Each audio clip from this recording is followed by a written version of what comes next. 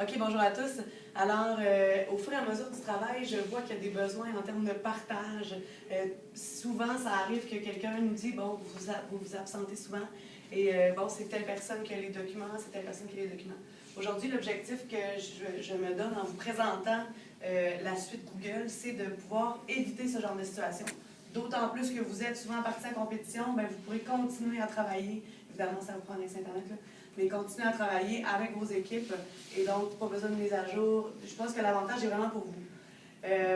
Ce qu'il faut savoir, c'est qu'à partir de Google, tout ce que je vais vous montrer reste toujours en ligne.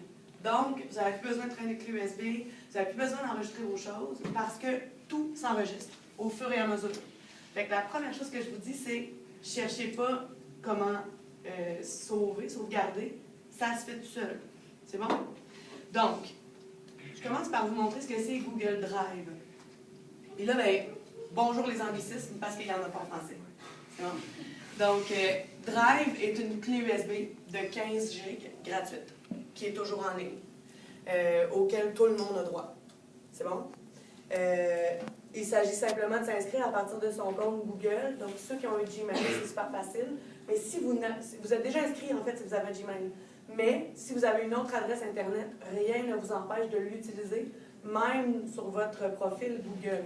Moi, par exemple, tout mon profil est basé sur un Hotmail, puis ça fonctionne super bien. C'est bon? Donc, si vous regardez à l'écran rapidement, on va aller... Bon, là, il est déjà branché le mien. Mais quand vous êtes dans Google, ici, vous allez dans Connexion. Ici, ça va être écrit Connexion au lieu d'être écrit Annie. Et c'est là que vous avez à entrer vos informations. Okay? En fait, ça, c'est pas un bon exemple, mais je vais me déconnecter, en fait, pour pouvoir vous le montrer. Donc, voilà. Donc, je veux me connecter, j'arrive ici, et là, je fais se connecter avec un autre compte ou créer un compte avec Google. Donc, j'inscris mon mot de passe, et là, je vous le dis pas. Préserver ma vie privée. Là, je vais m'en rappeler, checker ça. Voilà. Bon, et là, oui, j'arrive à la barre, à la page d'accueil Google normale, mais tout ce qui est en haut m'appartient. Si je vais ici, ce sont la liste des applications que je peux utiliser. Puis là, bien, je vous passe tout ce qui est possible de faire, genre calendrier, agenda ici, là, vous pourriez vous partager un calendrier avec une équipe, avec un amoureux, ou etc., avec vos parents. Alors, voici ce qu'on a cet hiver, ou etc. Ce qui nous intéresse, nous, c'est le drive qui est ici, donc ce petit symbole-là auquel vous avez accès. Donc, comme vous voyez, vous arrivez dans un genre de dossier de recherche où vous pouvez créer vous-même vos dossiers puis la façon dont ils sont organisés. Là, okay? Donc, vous pourriez mettre, mettons, secondaire 4 avec toutes vos matières, puis là, dans vos matières, il y a. Vous voyez, il y a des dossiers qui se présentent visuellement différemment. Certains avec un petit bonhomme, certains avec pas de petit bonhomme. Ça, c'est qui possède des droits dans mon dossier. Si je vous donne un exemple du dossier éthique secondaire 4, bien, voici quelques documents que j'ai dedans et il n'y a que moi qui peux les utiliser. Si je vous montre le dossier du grand défi Pierre Lavoie, vous voyez qu'il y a il y avait un petit bonhomme, bien, voici les gens qui y ont accès. Et quand je leur ai demandé, quand je leur ai offert de partager avec moi, j'ai sélectionné la façon dont ils pouvaient le faire. Je vais vous donner un exemple. Donc, si je viens ici, voilà, ça, c'est les options que je peux faire avec mon dossier. Si je fais partager, bien, ici, j'écris les adresses courriel des amis avec qui je veux partager Puis je dis amis là, parce que Google a le même principe un peu que Facebook, où je peux ajouter des gens à mes cercles. Bref. Et donc, je décide s'ils pourront tout modifier ce qu'il y a dedans ou seulement consulter et lire. C'est bon? Évidemment, c'est important que vous preniez une bonne décision, parce que si vous mettez lire à quelqu'un de votre équipe, il ne pourra rien faire dedans. Contraire, si vous voulez remettre un document officiel à quelqu'un, puis que vous mettez modifier, bien, il va pouvoir écrire toutes sortes de niaiseries avant de remettre le travail. C'est bon? Oui. Vas-tu pouvoir le modifier en cours de route si, admettons, tu décides de lire, puis là, j'aimerais mieux le modifier finalement? Toi, en tant qu'invité, tu ne peux pas le faire. Okay. Mais il faut que tu demandes au propriétaire Donc, d'aller, regarde, ici, là, tu vois, j'ai...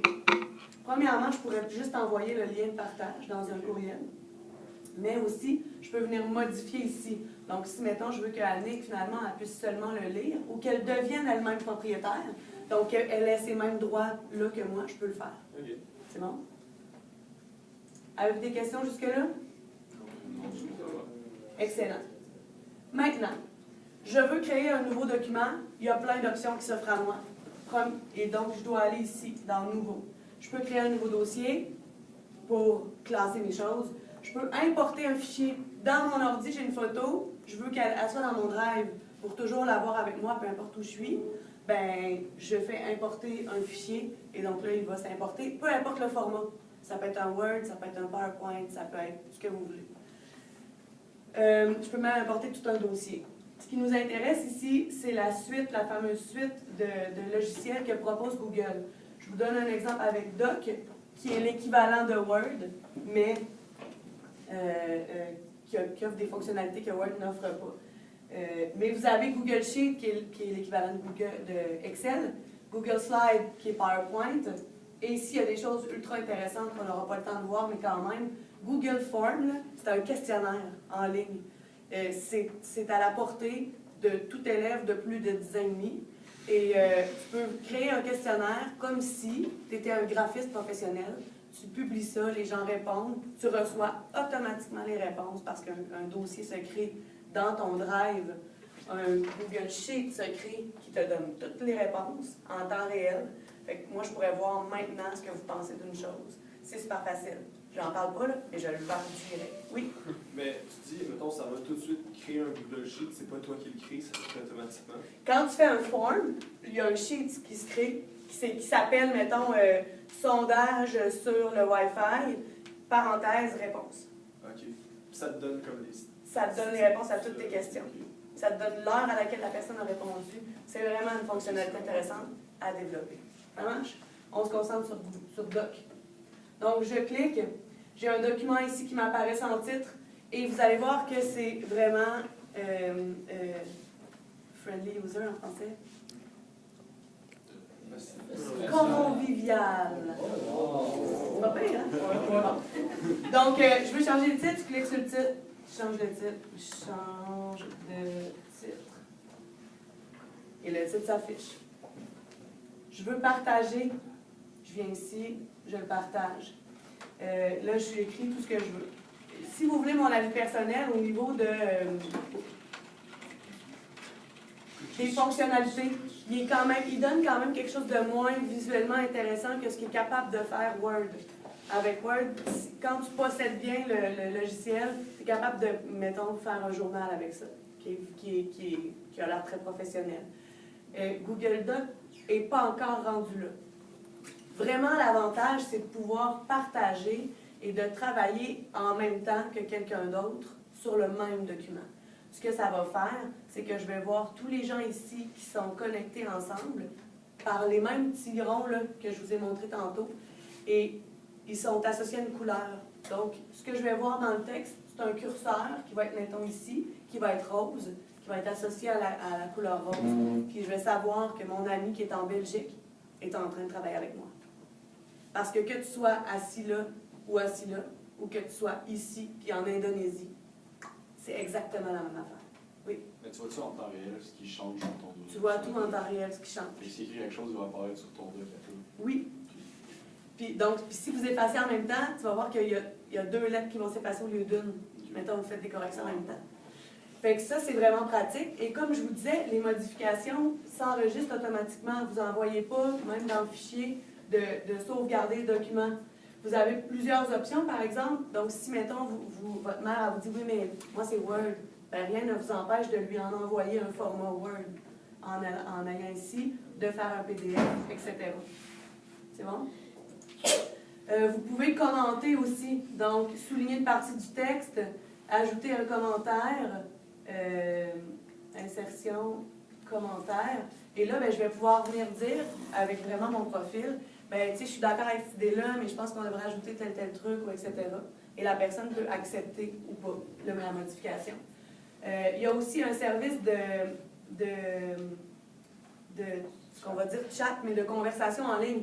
Fait, merci. Merveilleux. Donc, clavardage, c'est-à-dire que, là, j'ai comme peur que ça ne soit pas ça. Notification. En tout cas, bref, on va y aller avec ça. Ah non, c'est même commenté. Mais bref, vous avez la petite option quand vous êtes plusieurs. Et en bas ici, exactement comme dans Facebook, mettons, il y a une fenêtre qui s'ouvre et là, tu peux commenter au fur et à mesure si tu n'es pas branché autrement là, pour te parler. C'est bon? Toutes les modifications s'enregistrent. Donc ici, si, mettons, il y a quelqu'un qui te dit « Hey, je vais travailler là-dessus en fin de semaine, puis ça va voir lundi, etc. » Tu reprends le document, mais il y a 22 pages, ça ne tente pas nécessairement de vérifier ce qu'il a fait exactement. Tu vas dans toutes les modifications enregistrées, et là, ben, tu vas voir que telle personne, à 20h02, a fait telle chose. Est-ce que vous voyez un fort, fort potentiel pour un enseignant? Oui. Les dates de remise n'existeront quasi plus, ou en fait, tu sais, de genre, je te jure que je l'ai fait, je te jure que je l'ai fait. Pas tant. Tu peux me le mettre. En fait, non, au contraire, pas tant pour les mauvais élèves, mais comme vous, ce n'est pas le cas. Vous allez pouvoir dire, ben regarde, je l'ai travaillé à cette heure-là, cette heure-là, cette heure-là et cette heure-là. Tu avais une question, René? Oui, quand tu dis je souligne un texte, puis là je vais sur commentaire, est-ce que genre tu commandes cette partie-là, puis là la personne va savoir que c'est cette partie-là que tu commandes? Oui, elle va le voir exactement comme ce que je t'ai montré. Dans le fond, elle va voir dans son texte la partie qui est soulignée avec le commentaire qui est juste là. Okay. Et puis elle pourra, tu sais, mettons je le fais là, commenter. Puis dans le fond, la personne, quand elle lit, elle peut répondre. Et puis là, il peut y avoir une liste de gens, ouais, mais non, mais oui, mais non, mais oui, mais non. Merci. Puis quand on a terminé, on fait fermer la discussion. Ce qui est pratique aussi, c'est qu'en général, il y a des courriels qui s'envoient quand il y a des modifications dans le document. Okay. Comme ça, même si tu n'es pas branché dedans, ça te permet de suivre ce qui se passe. Google Drive est une application. Doc, chez Slide, Form sont toutes des applications. Donc, tu peux l'avoir dans ton téléphone, dans une tablette, puis dans ton ordi, ben, tu y vas à partir du web. Voilà. Moi, je pense que c'est si on commence à travailler comme ça, ça va être de plus en plus libre avec qui on peut travailler. Moi, je vois bien des travaux, toi, 43, tu es obligé de travailler avec les élèves du groupe 43. Mais pourquoi? Ouais. On pourrait, mettons, travailler avec quelqu'un du groupe 44, 42. J'ai un ami en Belgique, François, qui enseigne la philosophie à des jeunes de votre âge qui souhaiterait faire un travail d'équipe avec vous. Mais tu sais, pourquoi pas? Oui. Avez-vous d'autres questions, oui? Si je comprends bien, on peut être vraiment plusieurs personnes à travailler en même temps sur le texte. Il paraît qu'il y a des limites. Je pense que dans les commentaires que j'ai lus, le rendu à 10, ça devient lourd. Mais là, 10 dans une équipe, C'est rare. c'est rare. Voilà. C'est la même chose pour les autres formats. C'est-à-dire que si vous décidez de faire un sheet ou un slide, etc., c'est la même chose.